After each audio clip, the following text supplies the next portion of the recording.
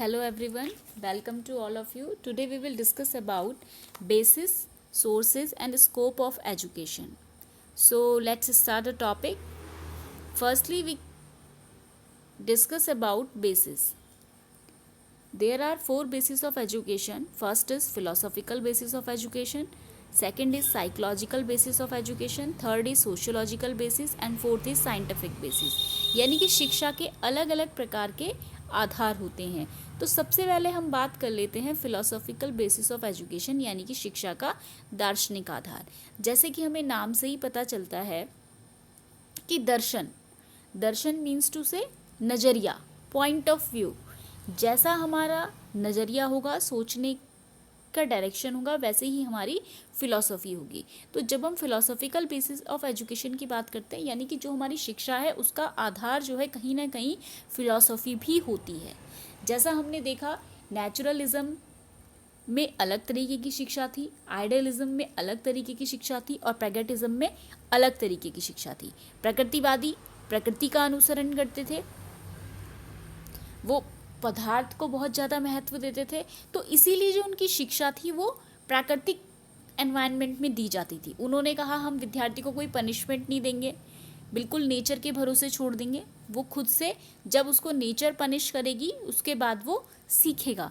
तो ये क्या थी, प्रकृतिवादियों की फिलॉसफी थी और उसी के हिसाब से उनकी एजुकेशन भी थी. वो हमेशा इंडक्टिव मेथड पे विश्वास रखते थे. इंडक्टिव मेथड का मतलब पहले एग्जाम्पल देंगे और फिर उसके सिद्धांत तक पहुंचेंगे यानी कि प्रिंसिपल तक पहुंचेंगे. तो they believe in inductive method of teaching. और इन्होंने अपनी शिक्षा में हमेशा पदार्थ को बहुत अधिक महत्व दिया है. इन्होंने कहा कि सबसे पहले जो सौंदर्यात्मक मूल्य है उसको इन्होंने बहुत ज़्यादा महत्व दिया. They believe in aesthetic value. इन्होंने कहा क्योंकि प्रकृति को मानते थे और प्रकृति के सौंदर्य को इन्होंने बहुत अधिक महत्व दिया. जब प्रकृतिवादी शिक्षा थी उस समय जो शिक्षा के उद्देश्य थे वो फिजिकल मेंटल डेवलपमेंट था, यानी कि शारीरिक विकास होना चाहिए और मानसिक विकास होना चाहिए विद्यार्थियों का. वहीं पे वो जो मेथड, टीचिंग मेथड को इम्पोर्टेंस देते थे वो प्लेवे मेथड को इम्पोर्टेंस देते थे, यानी कि करके सीखना. तो नेचुरलिज्म प्रकृति केंद्रित था, इसीलिए उनकी जो एजुकेशन थी वो भी प्रकृति के इर्द गिर्द घूमती थी. इसीलिए हम कह रहे हैं कि शिक्षा का दार्शनिक आधार होता है. जैसा आपका दर्शन होगा वैसे ही आपकी शिक्षा होगी. वहीं जब हमने आइडियलिज्म की बात करी तो उन्होंने आदर्शों को बहुत अधिक महत्व दिया. उन्होंने कहा कि आदर्श विचार जो है, कैरेक्टराइजेशन जो है वो बहुत इंपॉर्टेंट होना चाहिए विद्यार्थी के लिए. उन्होंने कहा नैतिक मूल्यों को इम्पोर्टेंस दो. They believe in moral and spiritual values. उन्होंने कहा जो मॉरल वैल्यू है, सही और गलत का जो फ़र्क है, differentiation between right and wrong, वो ज़्यादा इम्पॉर्टेंट है. वहीं पे जब उन्होंने मेथड्स की बात करी तो उन्होंने कहा कि क्वेश्चन आंसर मेथड अच्छा है. तो यहाँ पे आइडियलिज्म में विचारों को प्रधानता थी तो उनकी जो शिक्षा थी वो विचारों के इर्द गिर्द थी. वहीं जब प्रैग्मेटिज्म आया तो उन्होंने प्रैक्टिकल वैल्यूज़ को अधिक वैल्यू दी. उन्होंने कहा कोई भी जो चीज़ है वो पहले से ही एग्जिस्ट नहीं करती है. जैसे जैसे हम अपनी लाइफ में एक्सपीरियंस लेंगे वैसे वैसे ही हमारे जो प्रैक्टिकलिटी है, हमारे जो सिद्धांत हैं वो डेवलप होंगे. तो तीनों की अलग अलग धारणा थी. तो जैसी धारणा थी वैसे ही शिक्षा होती चली गई, यानी कि जो फिलॉसफी थी वो उसी प्रकार से होती चली गई. तो हम ये कह सकते हैं कि शिक्षा का जो दार्शनिक आधार है वो यही है कि जैसे फिलॉसफी होगी, नेचुरलिज्म प्रकृति केंद्रित था इसीलिए शिक्षा भी प्रकृति के इर्द गिर्द घूमती थी. आदर्शवाद विचारों पर निर्भर करता था, विचारों को महत्व देता था, इसीलिए उनकी शिक्षा विचार और कैरेक्टराइजेशन पर बेस्ड थी. वहीं प्रैग्मेटिज्म जो था वो बहुत अधिक महत्व देता था प्रैक्टिकलिटी को, वो किसी भी एग्जिस्ट वैल्यू को नहीं मानता था. तो ये तीन तरीके की अलग अलग बातें कही गई. तो जैसा जिसका दर्शन होगा उसका असर कहीं ना कहीं हमारी शिक्षा पर देखने को मिलेगा. इसीलिए इन्होंने कहा कि शिक्षा का दार्शनिक आधार होता है. Second point is psychological basis of education, शिक्षा का मनोवैज्ञानिक आधार। बिल्कुल, शिक्षा का मनोवैज्ञानिक आधार भी होता है, क्योंकि हम इंडिविजुअल डिफरेंस की बात हमेशा एजुकेशन में करते हैं कि ऐसे टीचिंग मेथड्स को हमें चूज़ करना चाहिए जहाँ पे क्या होता है, सारे विद्यार्थी उस चीज़ को समझ सकें, स्लो लर्नर का भी हम ध्यान रख सकें, गिफ्टेड स्टूडेंट्स का भी हम ध्यान रख सकें। तो इंडिविजुअल डिफरेंस है कि आप एक ऐसा मेथड लेकर चल रहे हो जिसमें आप सभी की इच्छाओं को महत्व दे रहे हो। वहीं पे जब हम साइकोलॉजिकल बेसिस की बात करते हैं तो आप उसमें लर्नर को बहुत ज़्यादा इंपॉर्टेंस देते हो, क्योंकि हम लर्नर के इंटरेस्ट के अकॉर्डिंग, लर्नर के एज के अकॉर्डिंग, लर्नर की क्लास के अकॉर्डिंग ही अपना जो कंटेंट है वो तैयार करते हैं। तो यहाँ पे लर्नर को बहुत ज़्यादा इम्पोर्टेंस दी गई है।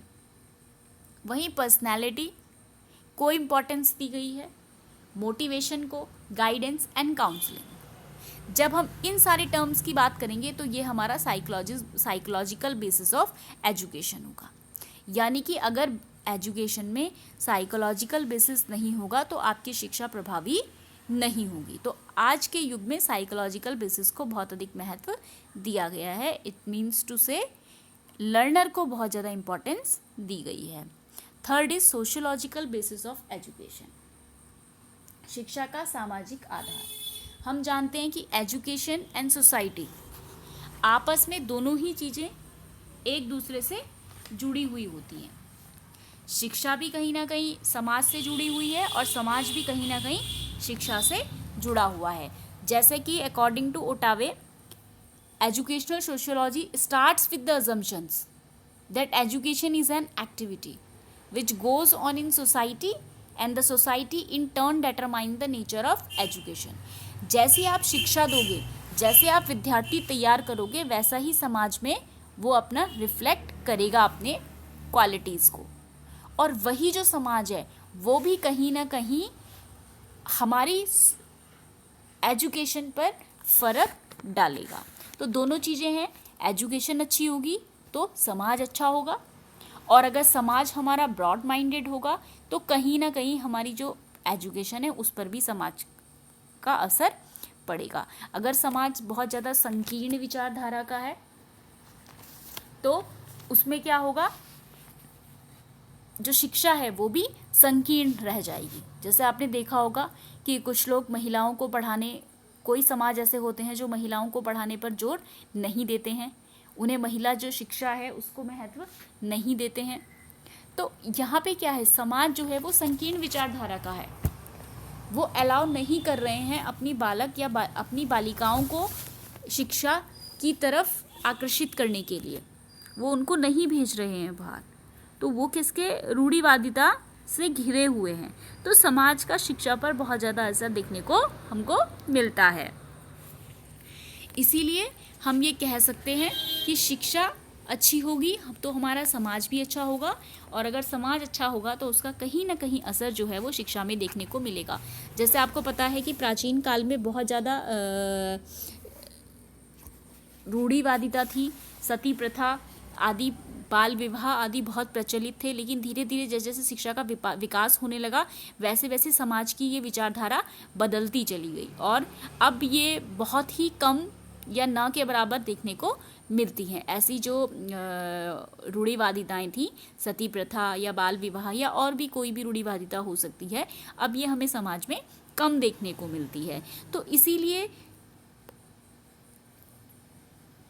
शिक्षा का सामाजिक आधार भी होता है, यानी कि अगर शिक्षा अच्छी होगी तो उसका असर समाज पर पड़ेगा, और अगर समाज अच्छा होगा, ब्रॉड माइंडेड होगा, तो उसका भी कहीं ना कहीं असर हमारी शिक्षा में देखने को मिलता है। वहीं अगर हम बात करते हैं साइंटिफिक बेसिस ऑफ एजुकेशन की, तो वैज्ञानिक आधार तो शिक्षा का है ही। हम कहते ही हैं कि टेक्नोलॉजी का आज हम यूज़ कर रहे हैं, साइंस का आज हम यूज़ कर रहे हैं, तो ये क्या है, शिक्षा का विकास। ये सब शिक्षा का ही विकास है। जैसे जैसे शिक्षा ने विकास किया वैसे वैसे ही वैज्ञानिक आधार उसका मजबूत होता चला गया। पहले लोग सिंपल तख्ती में लिखते थे, अब धीरे धीरे फिर उसके बाद स्लेट आई, उसके बाद बुक्स आ गई, कॉपीज़ आ गई, नोटबुक्स आ गई, अब आप वर्ड में भी डॉक्यूमेंट को सेव कर सकते हो। तो ये सब क्या है, साइंटिफिक एज, टेक्नोलॉजिकल एज। तो जैसे जैसे शिक्षा में जो वैज्ञानिक पक्ष को मजबूती मिली, वैसे वैसे हमारी शिक्षा का बिल्कुल ट्रांसफॉर्मेशन हो गया और आज हम पूरा टेक्नोलॉजिकल वे में पढ़ रहे हैं। तो ये चारों चीज़ें शिक्षा का आधार होती हैं, यानी कि जो हमारा दर्शन है वो भी, क्योंकि जैसी हमारी सोच होगी वैसी ही हमारी शिक्षा होगी। अगर हमारी सोच ऐसी होगी कि हाँ हमें अपने बालिका को विद्यालय भेजना चाहिए, तो हम अपनी बालिका को विद्यालय भेज सकते हैं। वहीं साइकोलॉजिकल बेसिस की अगर हम बात करें तो यहाँ पे क्या है, जो इंडिविजुअल डिफरेंस है उसको ध्यान में दिया गया है और लर्नर को सेंटर प्लेस दिया गया है। सोशियोलॉजिकल बेसिस में का समाज में शिक्षा का असर और शिक्षा में समाज का असर। वहीं वैज्ञानिक आधार है कि टेक्नोलॉजिकल 21वीं शताब्दी से हमें मिलना है ना, हमें आगे बढ़ना है, तो इसके लिए हमें वैज्ञानिक जो आधार है उसको जानना बहुत आवश्यक है। तो ये शिक्षा के 4 आधार हैं जो शिक्षा को मजबूत बनाते हैं, फिलॉसफी, साइकोलॉजी, सोशियोलॉजी और साइंटिफिक। ये चारों आधार के बिना शिक्षा अधूरी है। Moving on the next slide, this slide is about sources of education. There are 4 main sources of education. First is family, second is society, third is school and fourth is state.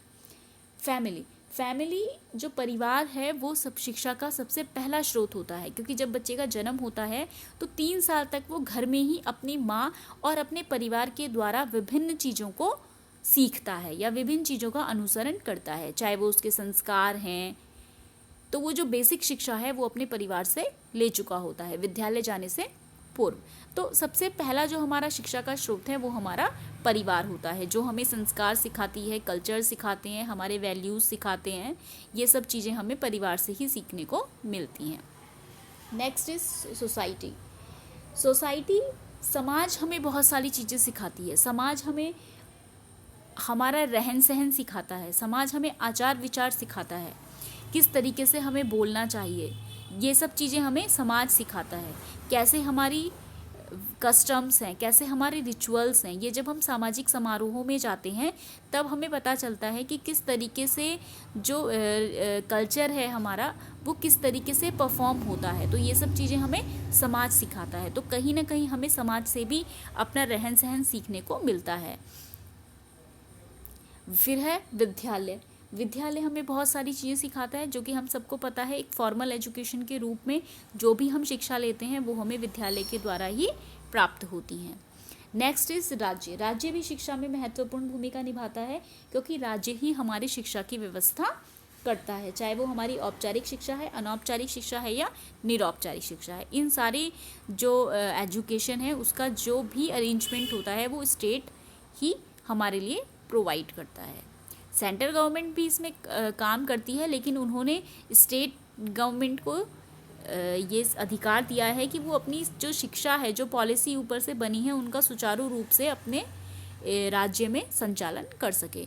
तो शिक्षा के 4 मुख्य स्रोत हैं, जैसे कि परिवार, समाज, विद्यालय और राज्य। इन चारों ही माध्यमों से हमें कुछ ना कुछ विद्यार्थी को सीखने को मिलता है। Moving on the next slide, this slide is about scope of education.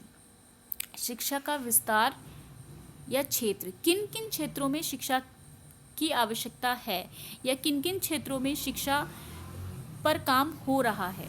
तो सबसे पहले है एजुकेशनल फिलॉसफी.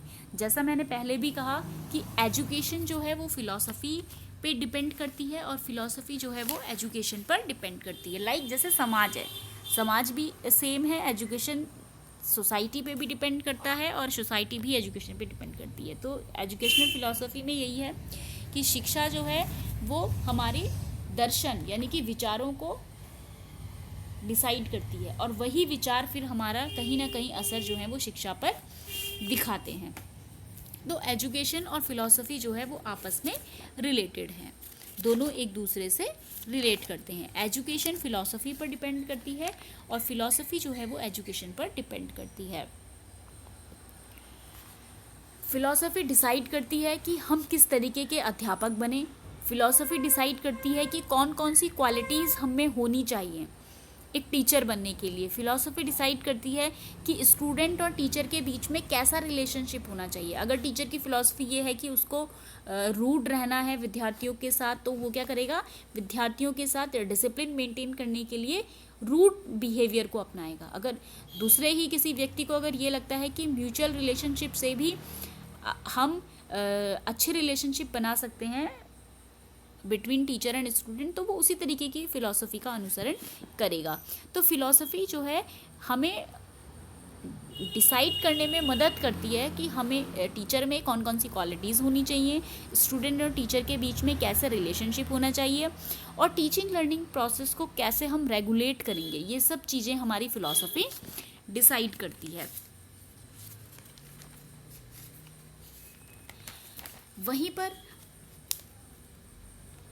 वहीं पर अगर हम एजुकेशन की बात करें तो एजुकेशन हमेशा एक प्रैक्टिकल साइड है। जैसे फिलॉसफी एक थ्योरेटिकल साइड है, फिलॉसफी केवल सोचती है, केवल हमें विचार प्रदान करती है, लेकिन एजुकेशन उसको प्रैक्टिकल अप्लाई करती है। एजुकेशन की हेल्प से हम उसको प्रूव कर सकते हैं। तो एजुकेशन एक प्रैक्टिकल साइड है। जैसे कि रॉस ने कहा कि philosophy and education are like two sides of the same coin, present different view of the same thing. उन्होंने कहा कि एक कॉइन के जैसे दो साइड होते हैं, वैसे ही फिलॉसफी एंड एजुकेशन भी एक कॉइन के दो साइड हैं, जिसमें फिलॉसफी डिसाइड करती है कि क्या करना है क्या नहीं करना है, और एजुकेशन उसको प्रैक्टिकल करने में हमें हेल्प करता है, हम उसको प्रैक्टिकली अप्लाई करते हैं। क्योंकि एजुकेशन जो है वो बेस है फिलॉसफी को, आपके सोचने की शक्ति शिक्षा पर निर्भर करती है। इसीलिए हम कह रहे हैं कि आजकल सबसे ज़्यादा लोगों को जागरूक करने का जो माध्यम है वो है शिक्षा। तो शिक्षा जो है, एजुकेशन जो है, वो एक बेस है फिलॉसफी का।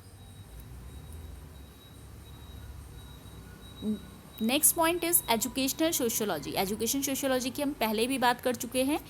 एजुकेशन सोसाइटी, एजुकेशन जैसी होगी वैसी हमारी सोसाइटी होगी, और सोसाइटी हमारी जैसी होगी वैसी ही हमारी शिक्षा होगी। अगर हमारी सोसाइटी जो है वो बहुत ही नैरो माइंडेड है तो उसका असर कहीं ना कहीं हमारी शिक्षा पर भी देखने को मिलेगा, और अगर हमारी सोसाइटी ब्रॉड माइंडेड है तो हम उसमें भी हमारी शिक्षा पर असर देखने को मिलता है।